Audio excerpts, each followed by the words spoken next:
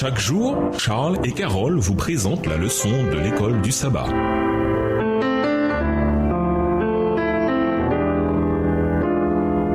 Bienvenue dans votre émission. Dieu nous parle. Nous voilà à la leçon de dimanche, l'Alliance d'abord. Lisons Josué 5, les versets 1 à 7. Pourquoi le Seigneur a-t-il ordonné à Josué de circoncire la deuxième génération à ce moment précis de la conquête? Josué 5, les versets 1 à 7. Lorsque tous les rois des Amoréens à l'occident du Jourdain et tous les rois des Cananéens près de la mer apprirent que l'Éternel avait mis à sec les eaux du Jourdain devant les enfants d'Israël jusqu'à ce que nous eussions passé, ils perdirent courage et furent consternés à l'aspect des enfants d'Israël. En ce temps-là, l'Éternel dit à Josué, « Fais-toi des couteaux de pierre ici concis de nouveau les enfants d'Israël une seconde fois. » Josué se fit des couteaux de pierre et il circoncit les enfants d'Israël sur la colline d'Aralot.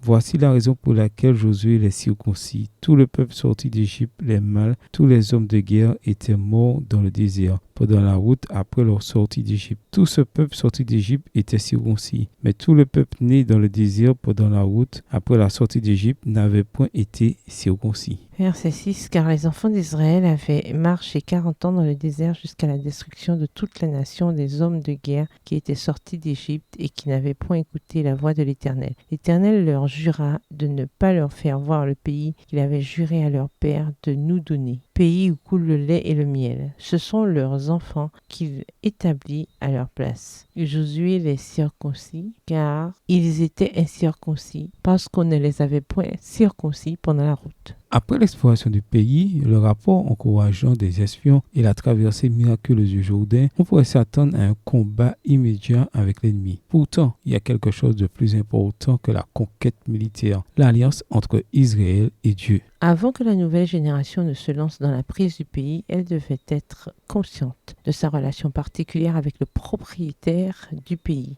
Le renouvellement du signe de l'alliance vient suite à la traversée miraculeuse du Jourdain. Notre alliance avec Dieu doit toujours être une réponse de gratitude pour ce qu'il a déjà accompli pour nous et jamais une tentative d'obtenir des avantages en nous conformant à ce qu'il demande dans un esprit légaliste. Ce même concept sans doute était crucial dans les difficultés que Paul a pu avoir avec ceux qui insistaient pour que les gentils convertis soient circoncis comme l'exprime clairement sa lettre aux Galates. Israël était sur le point de mener la plus grande campagne militaire de son histoire. On imaginerait le camp occupé par tout un tas de préparatifs. Et c'était bien le cas. Mais il s'agissait de préparatifs peu conventionnels. Au lieu d'harnacher les chevaux et d'affûter les épées, ils prirent part à un rituel qui, pendant au moins 3 jours, laissa la plus grande partie des forces armées dans une grande vulnérabilité. Ils firent cela afin de célébrer leur relation avec leur Dieu qui les avait délivrés de l'Égypte. Pourquoi? Parce qu'ils reconnaissaient que le combat appartient à l'Éternel. C'est lui qui leur accorde la victoire et la réussite. Jésus a exprimé ce même principe avec des mots un peu différents. Recherchez d'abord le royaume et la justice de Dieu, et tout cela vous sera donné en plus. Matthieu 6, verset 33, version second 21.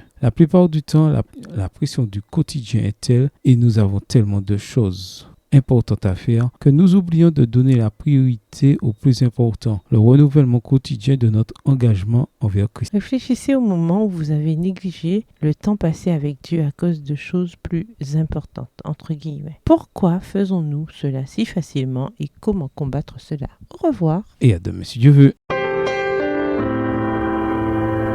Dieu nous parle. Chaque jour, Charles et Carole vous présentent la leçon de l'école du sabbat.